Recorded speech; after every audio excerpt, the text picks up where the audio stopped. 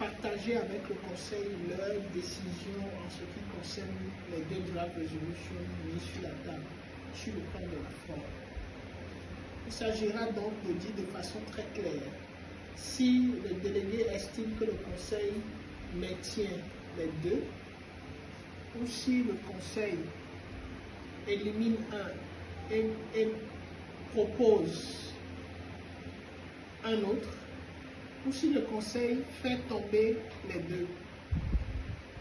Donc, que chaque délégué travaille déjà dans sa tête la réponse qu'il veut apporter à cette préoccupation du Conseil. Le DAES va donc commencer par la Guyane.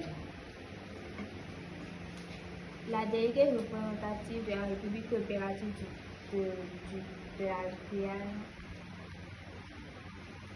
demande à l'honorable DAES de maintenir les deux drafts.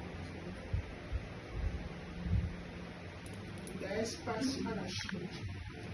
Merci, honorable DAES. Le délégué représentant de la République populaire de la Chine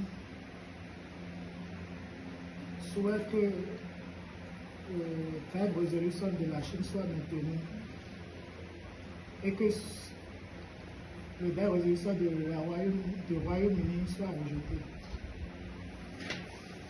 Royaume-Uni. Merci, honorable DAES. Le délégué représentant le Royaume-Uni souhaite que le draft resolution de la Chine soit rejeté et que le draft resolution du Royaume-Uni soit maintenu. Russie. Merci, honorable DAES.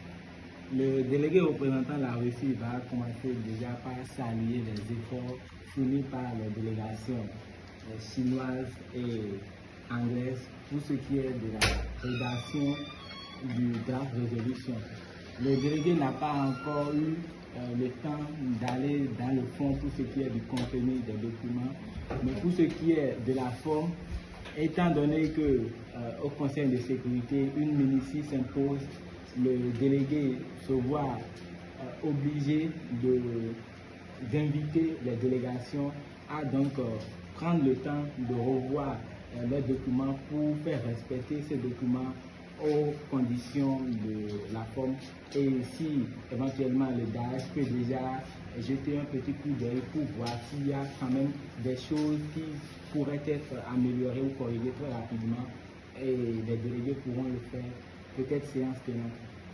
Ce n'est pas au DAES de le faire. Le DAES vous pose une question, vous ne répondez pas. Répondez